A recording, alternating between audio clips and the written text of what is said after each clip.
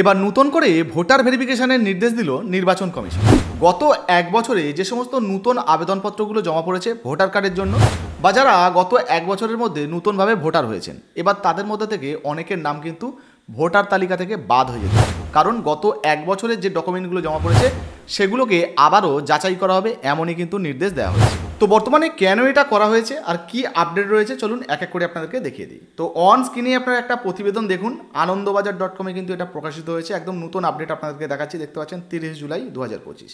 কি বলা হয়েছে? নির্দেশ আবেদনপত্র যাচাইয়ের। 1960 সালের রেজিস্ট্রেশন অফ ইলেক্টরস আইন অনুযায়ী নতুন ভোটারের আবেদনপত্রের মধ্যে থেকে আচমকাই বাছাই করা একাংশ যাচাই করতে হয়, যাতে করে ডকুমেন্টগুলো ভেরিফিকেশন করা যায় আর কি। তো কি বলা হয়েছে দেখুন, নতুন ভোটার কার্ডের আবেদন অনুমোদনের আগে বিধি মেনে নমুনা যাচাই করা হচ্ছে না, জানিয়ে অসাধু কিছু কার্যকলাপের ইঙ্গিত পাচ্ছে জাতীয় নির্বাচন কমিশন। এই অবস্থায় সব জেলা শাসককে গত এক বছরে নতুন ভোটার হওয়ার আবেদনপত্রগুলি যাচাই করে রিপোর্ট দেওয়ার নির্দেশ দিল মুখ্য নির্বাচনের আধিকারিক সিইও কার্যালয়। তো বুঝতে পারছেন, নতুনভাবে যারা আবেদন করেছিলেন ভোটার কার্ডের জন্য, এবার সেই সমস্ত গত এক বছরের সেই সমস্ত ডকুমেন্টগুলোকে কিন্তু আবারও ভেরিফিকেশন হবে।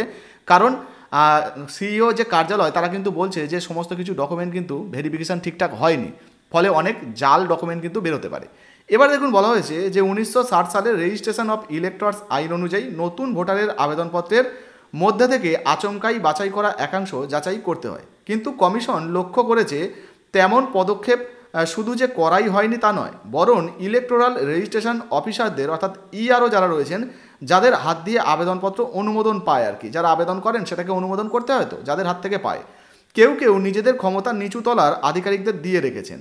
কার্যক্ষেত্রে তারাই বহু আবেদনপত্রের অনুমোদন দিয়েছেন, তাতে নথি যাচাই মান্যতা পায়নি, আবার একই নথিতে একাধিক ভোটার কার্ডের আবেদন অনুমোদন পেয়েছে।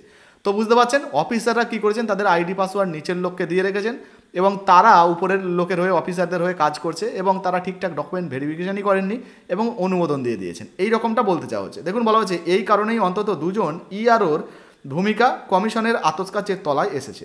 তাই সব জেলা শাসককে বলা হয়েছে সিনিয়র আধিকারিকদের দল গড়তে এবং গত এক বছরের নতুন আবেদনপত্রগুলি যাচাই করে রিপোর্ট পাঠাতে হবে। তো বুঝতে পারছেন, এবার কিন্তু সমস্ত ডকুমেন্টগুলো ভেরিফিকেশন হবে। গত এক বছরের যে সমস্ত নতুন আবেদনপত্র জমা পড়েছে বা নতুনভাবে যারা এক বছরের মধ্যে ভোটার হয়েছে, এবার কিন্তু তাদের ডকুমেন্টগুলো ভেরিফিকেশন হবে এবং ভেরিফিকেশন হলে কিন্তু যদি ডকুমেন্টে কোনো গোলযোগ পাওয়া যায় সেগুলো কিন্তু বাতিল হয়ে যেতে পারে, রিজেক্ট হয়ে যেতে পারে।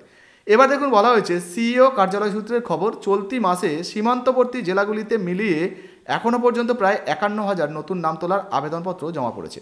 তো সীমান্তবর্তী বলতে এখানে বুঝতে পেরেছেন মূলত কিন্তু বাংলাদেশকে বোঝানো হচ্ছে, যে বাংলাদেশ বা মায়ানমার এই সমস্ত যে সমস্ত দেশগুলো রয়েছে আর কি, এখান থেকে তো প্রচুর মানুষরা অবৈধভাবে চোরা কারবারিদের হাত ধরে এখানে চলে আসে। আর যারা কিন্তু চলে এসছে তাদের ডকুমেন্টগুলো কিন্তু ভেরিফিকেশন করা হবে। এমনি শীঘ্রই যে ভোটার ভেরিফিকেশন বা এসআইআর চালু হয়ে যাবে পশ্চিমবঙ্গে, সেক্ষেত্রেও কিন্তু ভেরিফিকেশানে অনেকে ধরা পড়ে যাবেন।